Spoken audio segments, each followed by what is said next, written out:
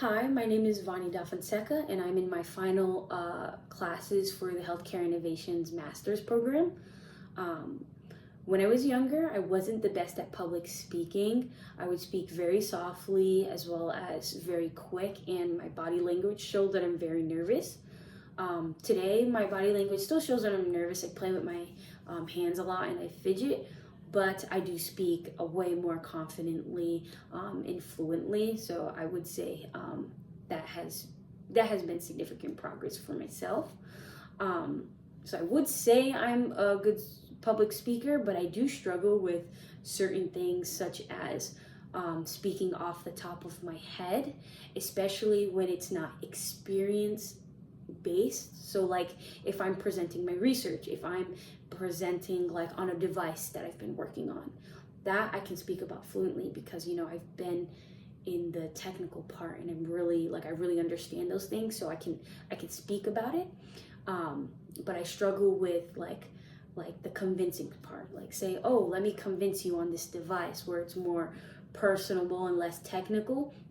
I kind of struggle with that aspect, but I will say I do think I have gotten much better over the years.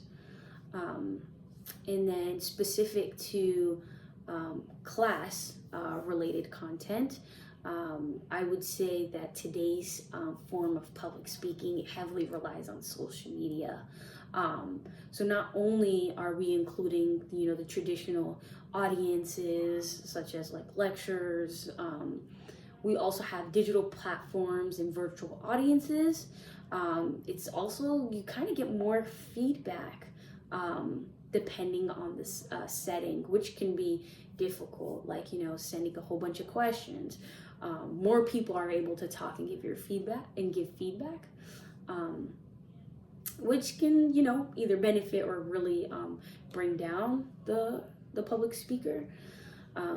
And I would say 10 to 15 years ago, live audiences were the primary way of public speaking. Those lectures, the huge lectures halls, or conferences, things of that nature. But today you have to worry about Zoom meetings and webinars, which make it much more difficult. But also, visually speaking, back in the day, you had traditional physical props or presentation, a PowerPoint presentation, and today now you have virtual reality, you have AI, you have videos that you can have beforehand, all those things helping, which I think makes a presentation or public speaking both easier and more engaging for the audience.